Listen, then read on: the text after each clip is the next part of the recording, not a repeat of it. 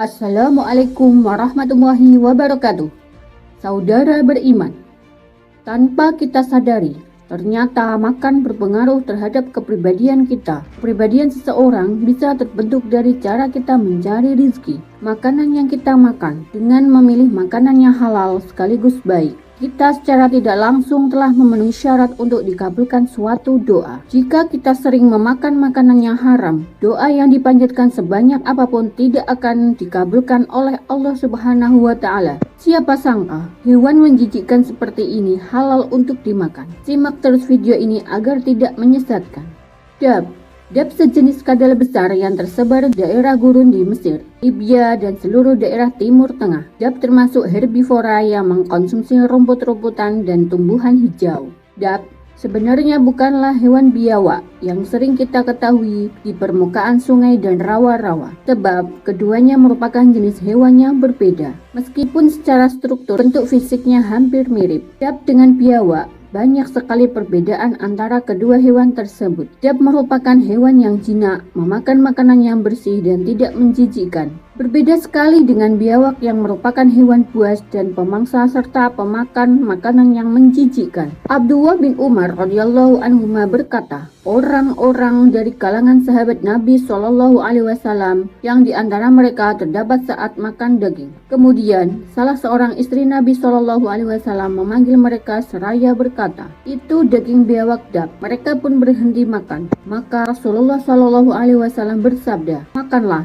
karena daging itu halal. Atau beliau bersabda, tidak mengapa dimakan, akan tetapi daging hewan itu bukanlah makananku. Dab merupakan hewan yang halal untuk dimakan. Dab berbeda dengan biawak. Biawak merupakan hewan yang menjijikkan. Biawak merupakan hewan buas. Kuda merupakan salah satu hewan yang memiliki berbagai manfaat dalam menunjang kehidupan manusia. Dari ribuan tahun yang lalu, sebelum ada kendaraan modern seperti saat ini, tenaga kuda dimanfaatkan sebagai alat transportasi oleh manusia. Larangan memakan daging kuda di masa itu adalah dalam rangka untuk kebutuhan perang. Sama dengan kondisi sekarang di mana pemerintah membuat aturan yang melarang menyembelih sapi betina yang masih produktif, akan mengganggu bahkan menghambat perkembangbiakan ternak sapi, diperlukan untuk menunjang kebutuhan protein hewani masyarakat. Kalau ada yang melanggarnya, maka dapat dihukum denda atau malah dihukum penjara.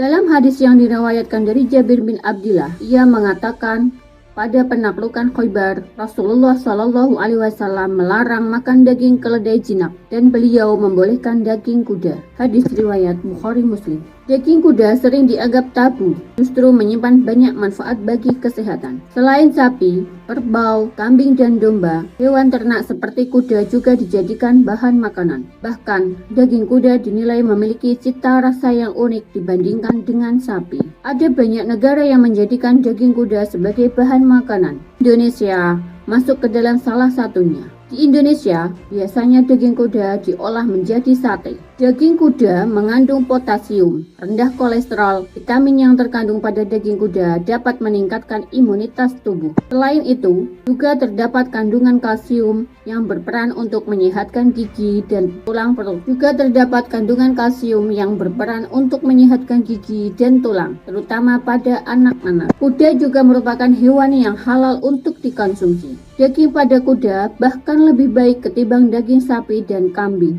Hal ini karena kandungan lemak yang lebih rendah. Protein di dalamnya berfungsi untuk membentuk otot dan meningkatkan stamina. Karena itulah, daging kuda disebut-sebut dapat meningkatkan kejantanan. Kelinci merupakan salah satu hewan yang dikonsumsi manusia. Beberapa pedagang pun ada yang menjual menu olahan daging kelinci seperti sate dan tongseng. Kebanyakan orang Indonesia enggan untuk mengkonsumsinya. Mungkin alasannya karena hewan ini lucu, jadi tidak tega untuk memakannya. Diriwayatkan dari sahabat Anas bin Malik bahwa beliau berkata, kami pernah disibukkan menangkap kelinci di lembah Marus Al-Zahran. Banyak orang berusaha menangkapnya hingga mereka keletihan. Kemudian aku berhasil menangkapnya, lalu aku bawa pada Abu Talha dan ia menyembelihnya. Lalu dikirim daging paha depan atau dua paha belakang pada Rasulullah Shallallahu Alaihi Wasallam. Beliau lalu menerimanya. Aku Anas berkata, dan Rasulullah mengkonsumsi dari daging tersebut. Hadis riwayat Bukhari.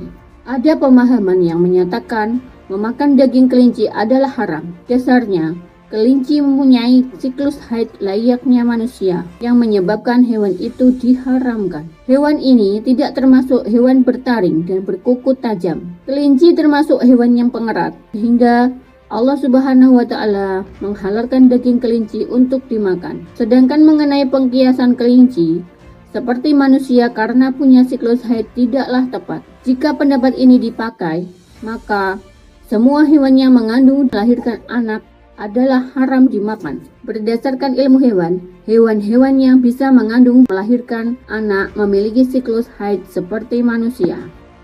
Daging hyena, salah satu hewan buas yang dikenal dengan kepintarannya. Banyak fakta-fakta menarik. Hewan ini tersebar dalam 3 spesies, yaitu hyena tutul, hyena coklat, dan hyena julang. Salah satu spesies yang paling banyak tersebar adalah hyena tutul. Meskipun hyena mirip dengan anjing, mereka sebenarnya lebih dekat dengan kucing. Hyena memiliki kaki depan panjang dan leher serta bahu yang kuat untuk memotong-motong serta membawa mangsa. Selain itu, hyena memiliki penglihatan, pendengaran, dan penciuman yang baik. Hyena sering kita dengar, namun tidak pernah kita lihat secara langsung. Hewan ini hidup di antara Afrika dan Arab. Bentuk tubuhnya yang menyerupai anjing, namun memiliki warna kulit seperti macan. Hyena ternyata halal untuk dimakan dagingnya.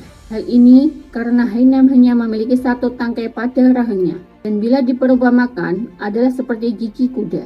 Hyena bukan merupakan dalam salah satu hewan bertaring seperti anjing dan singa.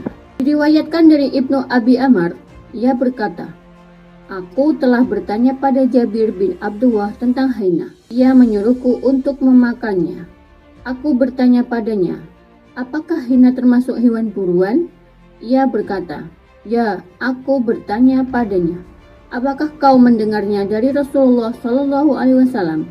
Ia menjawab, ya. Hadis riwayat An-Nasai dan Ibnu Majah. Wallahu a'lam bishawab.